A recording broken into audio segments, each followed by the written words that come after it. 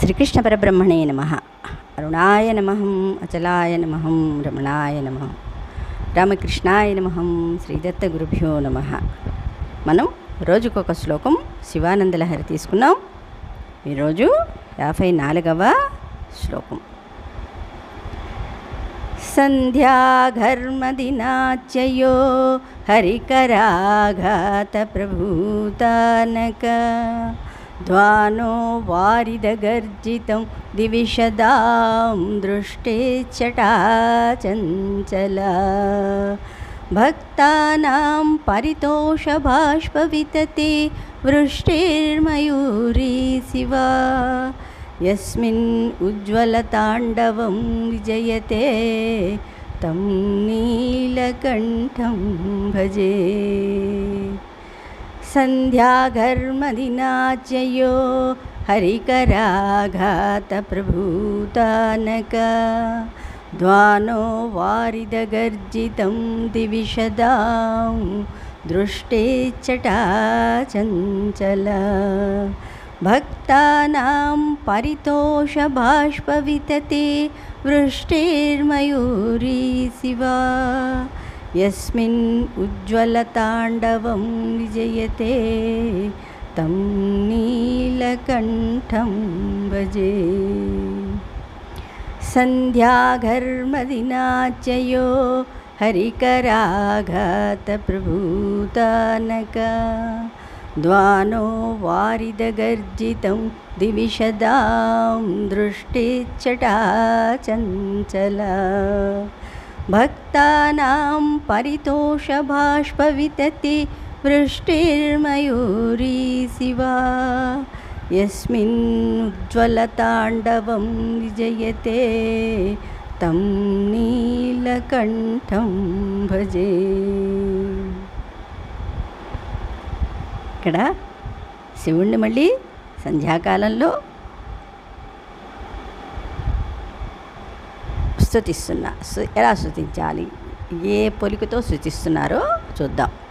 ప్రదోషకాలమనే వర్షాకాలంలో శ్రీహరి చేత వాయింపబడిన మద్దెళ్ల చప్పుడు ఉరుములుగాను, ఆకాశం నుండి చూస్తున్న దేవతల చూపులే మెరుపులుగాను, భక్తజనుల ఆనంద బాష్పాలే వర్షంగాను, నా భక్తానాం పరితోష బాష్ప వితతి వృష్టిర్మయూరీ శివ. ఈజీగా అర్థమవుతుంది కదా. వర్షంగాను, పార్వతీదేవియే మయూరిగాను రూపుదాల్చగా ఏ ఉమామహేశ్వరుని యందు తాండవ నృత్యం భాసిల్లుచున్నదో అట్టి నీలకంఠుని ఆరాధిస్తున్నాను. తం నీలకంఠం భజే అంటే ఆరాధిస్తున్నాను, అటువంటి నీలకంఠుని ఆరాధిస్తున్నాను అని. సంధ్యా తెలిసిందే కదా, సాయంకాలము. ఘర్మదినాచ్యయ అంటే వర్షారంభకాలముగను, హరి విష్ణుమూర్తి యొక్క కర హస్తముల చేతనైన ఆఘాత వాయింపు చేత అంటే మధ్యలో చెప్పుడు అనమాట. అవునా, విష్ణుమూర్తి స్వయంగా వాయిస్తూ ఉంటే శివుడు నాట్యం చేస్తాడు. ఇక్కడ మరి విష్ణుమూర్తికి శివుడికి భేదం ఏముందండి, వాళ్ళిద్దరూ చాలా ఫ్రెండ్షిప్గా ఉంటున్నారు కదా. కృష్ణయ్య ప్రభూత పుట్టిన, ఆనక అంటే మధ్యల యొక్క, ధ్వాన అంటే ధ్వని, వారిదగర్జితం ఉరుముగను, దివిషదాం దేవతల యొక్క దృష్టిచ్చట చూపుల పరంపర, చంచల మెరుపుగను, భక్తానాం భక్తుల యొక్క పరితోషభాష వితతి ఆనందాశ్రుధార, వృష్టి వర్షముగను, శివ పార్వతీదేవి మయూరి ఆడనెమలిగను, యస్మిన్ ఏ నీలకంఠుడను నెమలియందు ఉజ్వల ప్రకాశమానమైన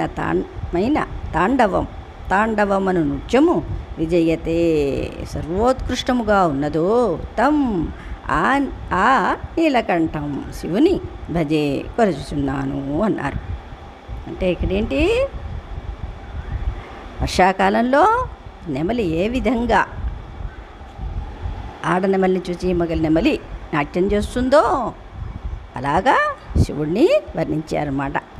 ప్రదోషకాలమున వర్షాకాలమున విష్ణువు వాయించు మధ్యల చెప్పుడు ఉరుముగాను, ఆకాశమందుండి చూచు దేవతల చూపులు మెరుపులుగాను, భక్తుల సంతోష ప్రవాహము ధారావర్షముగాను ప్రకాశింపగా మయూరములుగా తాండవ నృత్య క్రీడాసక్తులైన పార్వతీ పరమేశ్వరులను భజింతును అన్నారు. ఈ శ్లోకంలో కూడా శంకరులు శివుణ్ణి నెమలితో పోల్చి అటువంటి నీలకంఠుడనే నెమలి చేసే తాండవ నృత్యం అతి మనోహరంగా ఉంటుందని, అలా నృత్యం చేసే శివుణ్ణి భజిస్తున్నానని శంకరులు అంటున్నారు.